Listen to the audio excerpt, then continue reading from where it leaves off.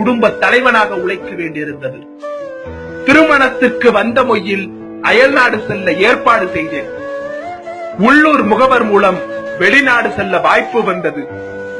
ஆண்டவரின் ஆசீர்வாதத்துடனும் குடும்பத்தின் அழுகையுடனும் விமானத்தில் சொகுசாய் அயல்நாடு சென்றேன்.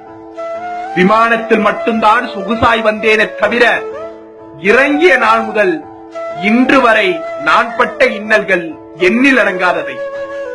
கார்ப்பரேட் கம்பெனி வேலை என்றார்கள், கழிவறையை கழுவ விட்டார்கள். கல்லுடல் கொண்ட எனக்கு மனதையும் கல்லாக்க வேண்டியிருந்தது. கழிவறையை கழுவினேன், தெருக்கூட்டினேன், கட்டிட வேலை பார்த்தேன். கொதிக்கும் கம்பியை தொட்டதால் என் கை கொப்பளித்து அழுதது. மனதில் உள்ள வலியை மனைவியிடம் கூட சொல்ல முடியவில்லை. உள்ளே வலி இருந்தாலும் அவளிடம் சிரித்து பேசினேன்.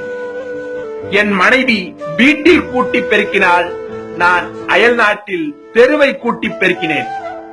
அறுசுவை உணவு உண்ட எனக்கு டீயே டிப்பனானது. வெளிநாடு போன 4 மாதத்தில் எனக்கு தேவதை பிறந்தார்.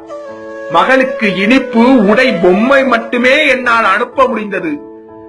மனதையும் அன்பையும் முத்தத்தையும் தர முடியவில்லையே. என் மகள் இளவரசியாக வாழ நான் இங்கு அடிமையாய் வாழ்ந்தேன்.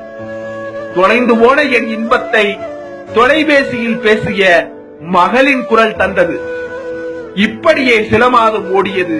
ஒரு நாள் அசந்து படுத்த நேரத்தில் அலறியது அந்த தொலைபேசி. எடுத்து பேசிய போது ஊரே அலறியது. அது அப்பாவின் மரணத்திற்கான அலறல்.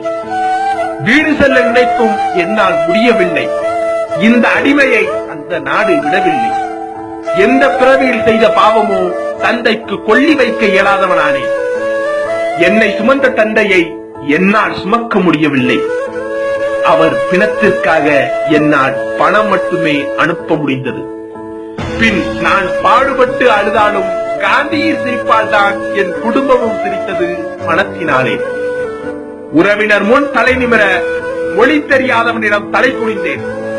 விவசாயம் பார்த்து வந்த சிலர் இங்கு சாயம் இழந்து உழைக்கிறார்கள். மனைவியோடு சேராது, குழந்தைகளை பாராது வாழும் வாழ்க்கை என்ன வாழ்க்கை? நம் நாட்டு வசந்தத்தில் வாழ்ந்த நமக்கு இங்குள்ள வெப்பம் பொறுக்கவில்லை. இருப்பினும் கத்தி முனையில் நின்று உழைத்தோம், என்ன கண்டோம்? இனியும் பொறுக்க வேண்டாம். அதிகமோ குறைவோ நம் உழைப்பு நம் நாட்டுக்கே போகட்டும். வெளிநாட்டில் இருந்த ஒழுங்கும் உழைப்பும் நம் நாட்டில் நமக்கு இருந்தால் நாம் நிச்சயம் வெல்லலாம். வளங்களுக்கும் வாய்ப்புகளுக்கும் நம் நாட்டில் குறையில்லை. வெளிநாட்டில் வேதனைப்பட தேவையில்லை. வெளிநாட்டில் வேதனைப்பட